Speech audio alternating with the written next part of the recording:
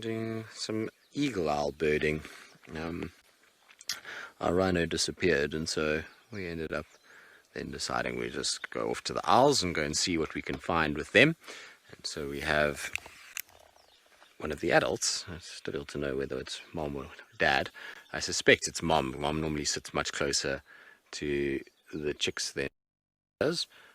She's pretty feisty when it comes to anybody disturbing the nest, so she often sits just above them. So she's sitting beautifully in a tamboti tree with the most amazing camouflage. They've got such great coloration for the types of trees that they typically sit in where they nest.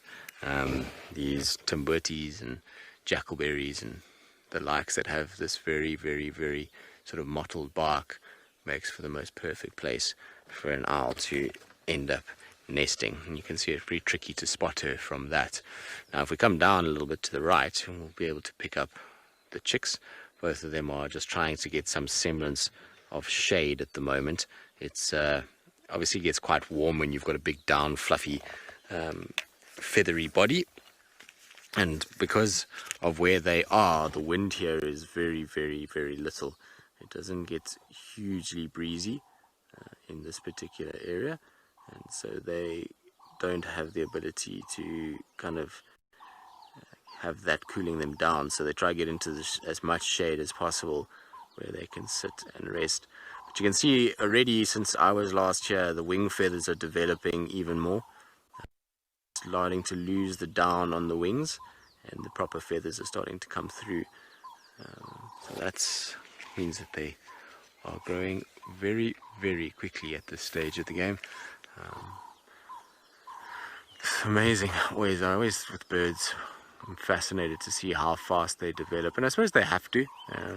You know, they can't be bound to the nest for long periods of time, and the growing can't be that slow because they've got to start getting out and feeding themselves. The parents are not going to take care of them for that long, and they need to sort of start establishing their own little areas that they're going to move around in. And it's crazy, these owls, once they are fully developed and are going to distribute, they can travel hundreds of kilometers to go and find a territory. So it's not like they just sort of hang around in this area. I mean, they can, but most of the time they just fly off. It depends on how many other birds are in the area, and eventually we'll find a territory that could be a kilometer away, or it could be hundreds of kilometers away, which is cool. You know, the problem is that we're just never going to know if they do stay here, if it's them.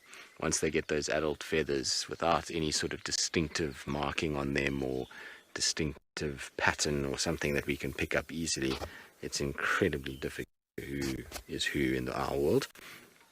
And